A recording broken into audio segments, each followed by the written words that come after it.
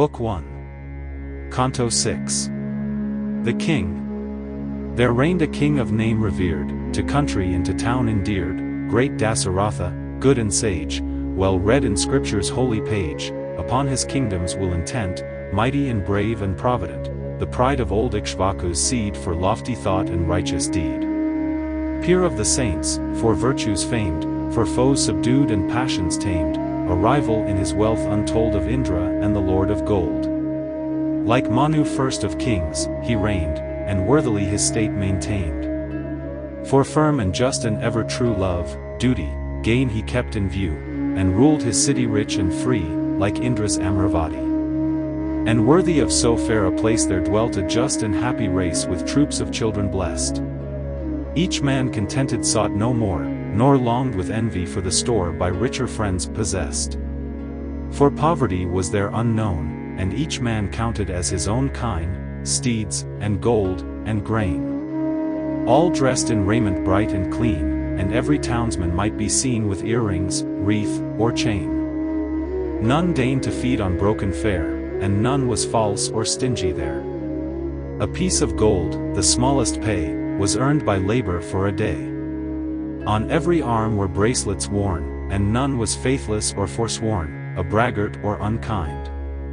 None lived upon another's wealth, none pined with dread or broken health, or dark disease of mind. High-souled were all. The slanderous word, the boastful lie, were never heard.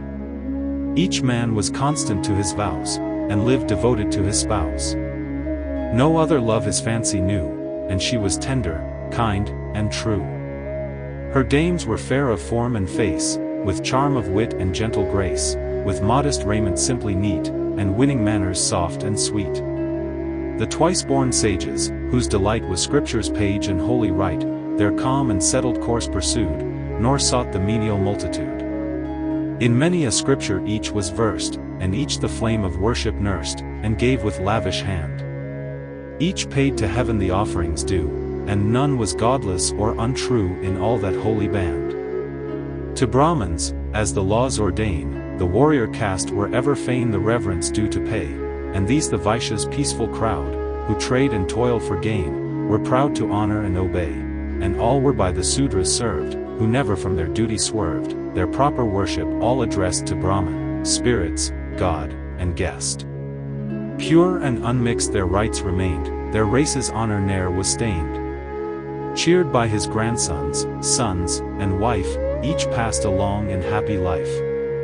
Thus was that famous city held by one who all his race excelled, blessed in his gentle reign, as the whole land aforetime swayed by Manu, prince of men, obeyed her king from main to main. And heroes kept her, strong and brave, as lions guard their mountain cave, fierce as devouring flame they burned, and fought till death, but never turned.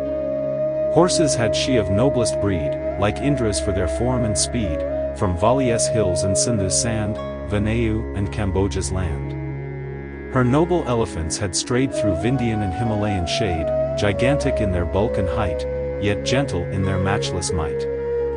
They rivaled well the world-spread fame of the great stock from which they came, of Vaman, vast of size, of Mahapadma's glorious line, thine, Anjan, and Aravat, thine. Upholders of the skies.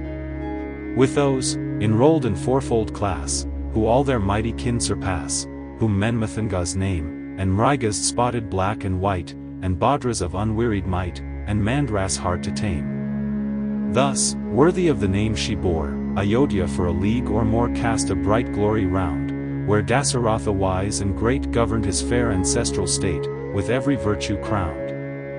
Like Indra in the skies he reigned in that good town whose wall contained high domes and turrets proud, with gates and arcs of triumph decked, and sturdy barriers to protect her gay and countless crowd.